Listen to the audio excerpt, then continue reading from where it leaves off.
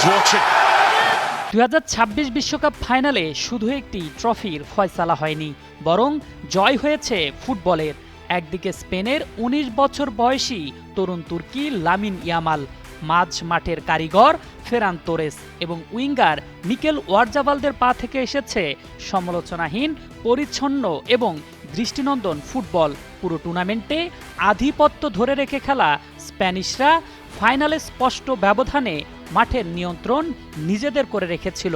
পক্ষান্তরে গত বিশ্ব চ্যাম্পিয়ন আর্জেন্টিনা মাঠে কোনো কার্যকর আক্রমণ তো করতেই পারেনি, উল্টো তাদের রণকৌশল ছিল মূলত স্পেনের আক্রমণাত্মক ফুটবলকে ফাউল ও বিশৃঙ্খলার মাধ্যমে নস্যাৎ করা।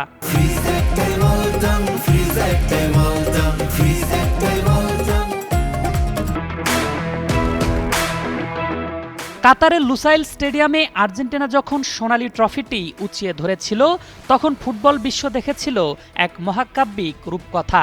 লিওনেল মেসির জাদুকরী ফুটবল আর আলবিসেলেস্তেদের পরিকল্পিত নান্দনিকতা সেবার কোটি ভক্তের চোখে আনন্দের জোয়ার এনে দিয়েছিল। কিন্তু 2026 বিশ্বকাপের চিত্রটা ছিল সম্পূর্ণ বিপরীত।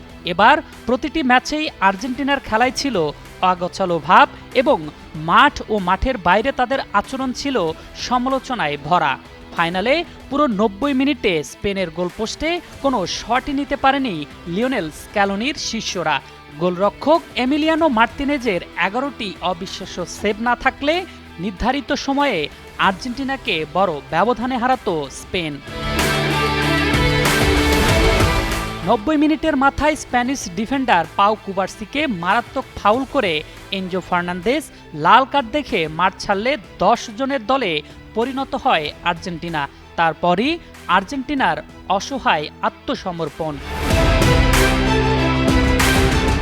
জয় ও পরাজয় খেলারই অংশ, কিন্তু ফাইনাল হারের পর আর্জেন্টিনার খেলোয়াড়দের আচরণ ফুটবলীয় শালীনতাকে চরমভাবে ক্ষুণ্ণ করেছে।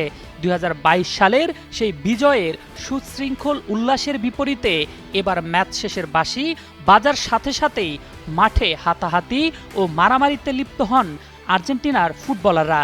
বিশেষ করে midfielder Leandro Paredes Spanish defender Eric গার্সিয়ার গলা চেপে ধরলে পরিস্থিতি উগ্র রূপ নেয়, যার ফলে পারেদেসকে লাল কার্ড দেখানো হয় এবং এই ঘটনা বিশ্বজুড়ে নিন্দার ঝড় তুলেছে। পুরো টুর্নামেন্ট জুড়েই আর্জেন্টিনার এই হিংস্র ও অ্যান্টি ফুটবল মানসিকতা ফুটবল প্রেমীদের হতাশ করেছে, যা তাদের বিদায়কে আরও বেশি প্রশ্নবিদ্ধ করে তুলেছে। আরফিন জুয়েল, যুগান্তর স্পোর্টস।